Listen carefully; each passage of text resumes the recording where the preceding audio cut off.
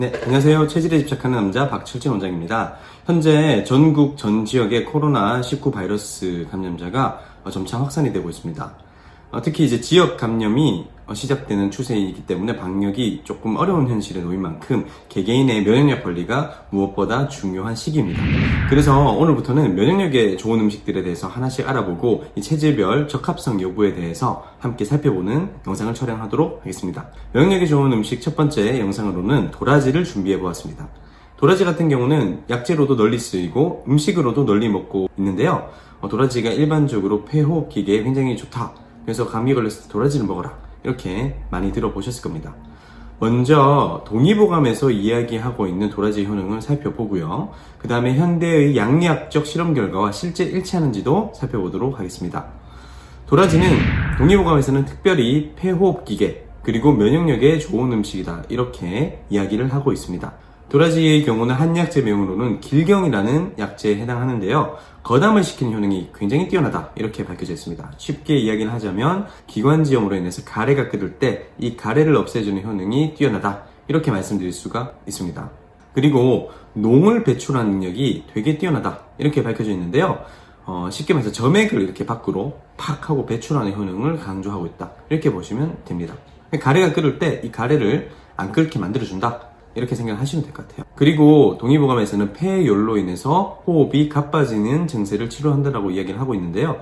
폐염증으로 인해서 숨이 가쁜 증세를 치료를 하기 위해서 도라지를 많이 사용을 했음을 알 수가 있습니다. 그리고 특징적으로 도라지는 인후통, 이 감기 걸렸을 때 목이 막 아프지 않습니까? 이때 가장 많이 사용했던 약재 중에 하나입니다. 인후염과 편도선염에 감초와 함께 도라지를 달여 먹으면 아주 효과적이다. 이렇게 동의보감에서는 강조를 하고 있습니다. 그러면 지금부터 이 현대 양리학적인 관점에서 이 동의보감에서 호준 선생님이 이야기하고 있는 도라지 효능이 진짜 사실인지 한번 살펴보도록 하겠습니다. 먼저 도라지에는 사포닌이라는 성분이 다량 함유가 되어 있습니다. 도라지에 함유되어 있는 사포닌은 기침을 가라앉히고 실제로 기관지의 점액 배출 능력을 항진시켜서 가래를 없애는데 아주 뛰어난 효과가 있음이 밝혀져 있습니다. 또한 기관지염을 유발하는 세균의 성장을 억제하는 효과까지 있는 것으로 양리학적 실험 결과상 밝혀져 있습니다.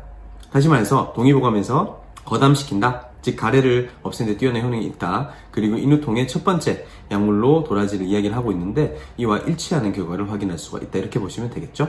그렇기 때문에 예로부터 도라지를 기침과 가래약의 주 재료로 사용을 해왔으며 호흡기가 약해서 감기에 자주 걸리거나 기관지에 염증이 자주 발생하는 분들에게 굉장히 효과가 좋은 한약재로 널리 알려져 있습니다. 그리고 동의보감에서는 도라지에 대해서 기를 끌어올린다, 기혈을 끌어올린다 이러한 표현을 하고 있습니다. 여기서 기를 끌어올린다와 기혈을 끌어올린다를 현대적으로 알기 쉽게 말씀드리자면 면역력을 상승시킨다와 같은 표현이다라고 생각하시면 됩니다. 도라지가 면역력에 좋은 음식인 이유에 대해서 상세하게 조금 말씀을 드리자면 현대 양리학적인 실험 결과상 항염증 작용이 굉장히 강력한 것으로 밝혀져 있습니다. 도라지에 함유된 사포닌과 도라지에 함유된 이눌린이라는 성분은 강력한 항염증 작용 및 진통 작용을 가지고 있는 것으로 잘 밝혀져 있습니다. 알러지 반응을 억제를 하고요. 콕스2 염증 매개인자를 억제하는 등 항염증 효과가 굉장히 많은 논문에서 보고가 되고 있습니다. 그래서 기관지염뿐만 아니라 아토피성 피부염에도 도라지를 많이 사용을 하고 있고 유효한 효과를 나타내고 있는 것으로 역시나 보고가 되고 있죠. 뿐만 아니라 이 양리학적 실험 결과상 도라지는 암세포의 성장을 억제하는 항암작용과 노화를 막는 항산화작용까지 있는 것으로 잘 밝혀져 있습니다. 그래서 면역에 좋은 음식으로 도라지가 유명한 것이죠. 동의보감에서는 이러한 부분들을 기를 끌어올린다, 기혈을 끌어올린다 이렇게 표현을 했던 것이고요. 이러한 도라지는 버릴 것이 없다 이렇게 말씀드릴 수가 있어요. 무슨 말이냐면 무엇이든 다 먹을 수가 있다는 의미가 되겠죠. 특히 도라지 중에서 뿌리에 사포닌 성분이 가장 풍부하기 때문에 약용의 가치가 가장 높습니다. 그리고 뿌리 중에서도 껍질에 사포닌 성분이 유독 풍부하기 때문에 껍질을 벗겨내버리면 손해가 아주 막심합니다. 그러면 도라지는 뿌리만 먹을 수 있느냐? 그렇지는 않습니다. 도라지의 연한 순 같은 경우는 보통 데쳐 먹기도 하고요. 도라지의 꽃잎 같은 경우는 생으로 무치거나 튀김으로 먹을 수 있는데요. 그러니까 도라지 같은 경우는 뿌리, 순, 꽃잎에 이어서 껍질까지 어느 한 부분도 버릴 것이 없다 이렇게 말씀드릴 수가 있겠죠. 이러한 도라지는 물 추출물, 즉 기본적으로 차로 끓여서 먹거나 탕전을 해서 먹을 때 가장 큰 효과를 보실 수가 있습니다. 물론 반찬으로 먹을 수도 있죠. 도라지 같은 경우는 특유의 쌉쌀한 맛이 있어서 반찬으로도 많이 쓰이잖아요. 도라지를 이용한 피클이나 도라지 무침 등의 반찬으로 드시는 것 역시 굉장히 추천드립니다.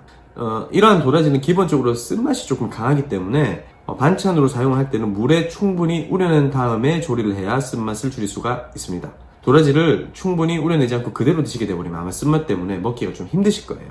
여기서 팁을 하나 드릴까요, 제가? 이 생으로 도라지를 먹을 때는 소금물에 넣고 주물러 씻게 돼버리면 이 쓴맛이 많이 좀 줄어들고요. 도라지 특유의 쌉싸름 맛은 살려줄 수가 있기 때문에 이 부분을 좀 기억하시길 바랍니다. 그리고 반찬으로 조리할 때는 도라지의 껍질을 벗겨서 사용하는 편인데 제가 앞서 말씀드렸다시피 이 도라지 껍질을 벗기는 것이 저는 너무 아깝습니다. 왜냐하면 도라지 껍질에 사포닌 성분이 가장 많기 때문이죠. 그래서 약으로 쓰거나 차로 끓여서 드실 때는 물로 가볍게 이물질만 제거하고 껍질채로 그대로 끓여서 드셔야 충분한 효과를 보실 수가 있습니다. 자, 그러면 가장 중요한 내용, 이 도라지는 누구나 먹어도 되는가? 체질에 따라서 효과를 전혀 보지 못하거나 부작용이 유발되는 경우도 많이 있기 때문에 체질을 반드시 고려를 해서 드셔야 합니다. 사상 체질로는 소음인, 팔체질로는 수양수음 체질에는 도라지가 굉장히 유익한 약재에 속합니다.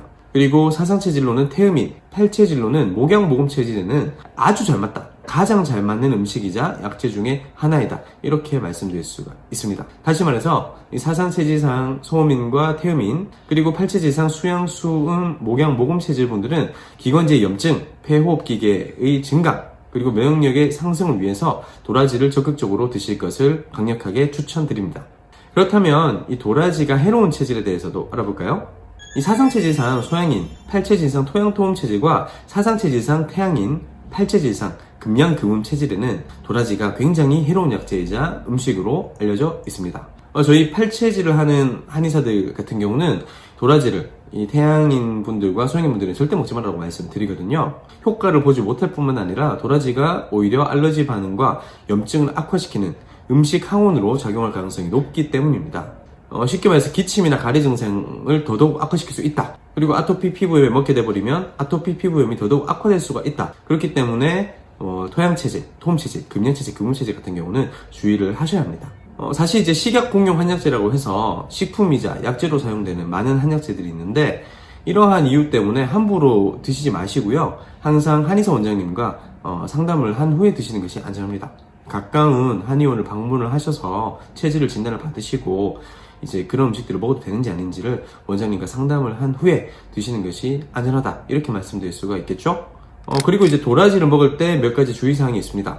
이 체질에 잘 맞는 분들이라 하더라도 너무 대량으로 사용을 할 경우에는 오심과 구토, 구역질 이런 것들을 유발할 수가 있기 때문에 용량의 조절에도 굉장히 신경을 많이 쓰셔야 하고요. 이 차로 드시기에는 약효가 조금 너무 강할 수가 있어요. 그렇기 때문에 만약에 차로 드시고 싶으신 분들 같은 경우는 감초를 섞어서 드실 것을 추천드립니다. 그리고 이제 도라지를 끓이다 보면 거품이 막 나게 돼 있어요. 이 거품을 그대로 먹으면 역시나 강력한 구역감이 막 들게 돼 있어요. 이 거품을 반드시 걷어내고 드시는 것이 굉장히 중요합니다. 그리고 이제 예로부터 한의학에서는 도라지가 돼지고기하고는 좀 상성이 잘 맞지 않는다, 이렇게 알려져 있기 때문에 도라지를 드실 때는 돼지고기는 좀 삼가해 주시는 것이 좋습니다. 지금까지 면역력 그리고 폐호흡기계에 좋은 음식인 도라지에 대해서 알아보았습니다. 앞으로도 연속해서 면역력에 좋은 음식에 대한 영상을 차례대로 올리도록 하겠습니다.